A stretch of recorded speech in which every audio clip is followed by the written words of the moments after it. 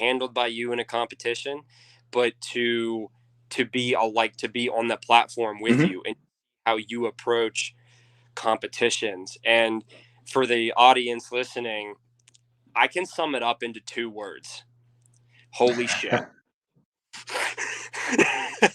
Because you're such Probably a good summary.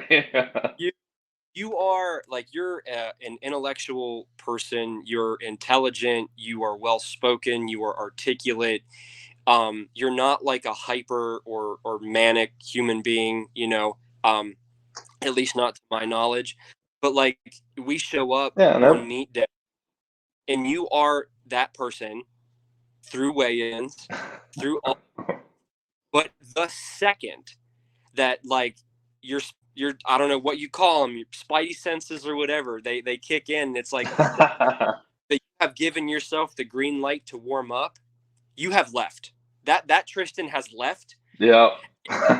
This, like like I can't tell you how many times I've told people, because like it make like I look back on this and it brings me joy, like just watching you pace back and forth. Because when you're in the meets that we've done, when Tristan Naselrod is back in the room getting warmed up, especially for like the squat, because it's the first lift of the day, and you're like the only dude back there with like 6 plates on your back, just completely demolishing it. And I'm looking around, because the first meet that you and I did together was a COVID meet.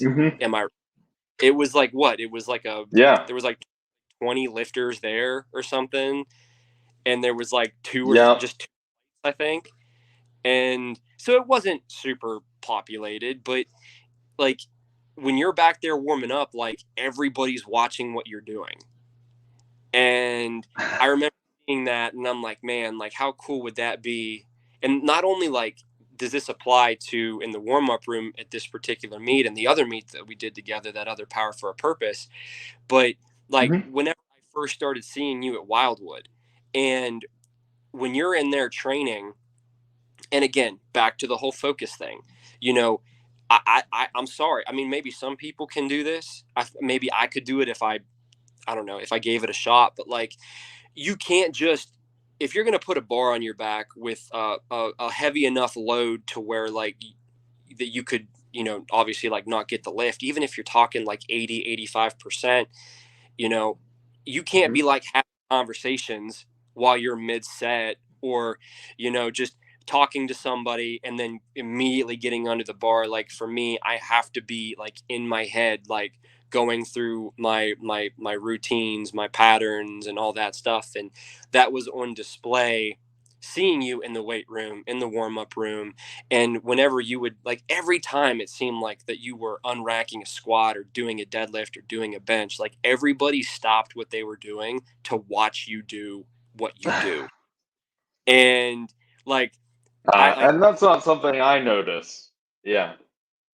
because like I just remember like being in the, like, you're in the leg room squatting and I'm in the upper body room, and like you could hear like people, that's what everybody was talking about. It's like, hey, Tristan's about to squat, come on, we got to go watch. I, Oh and my like God. and like, but it was cool though, and like, and it was so motivating to me, because, and I know that we've talked about this like over text message or whatever over the years, but I've noticed that in some of the heavier sets that I've done, whether it be on, we're not going to talk about the bench, but we'll talk about the squat and the deadlift a little bit more. But like, people have All made it right, a those point. two are fair game.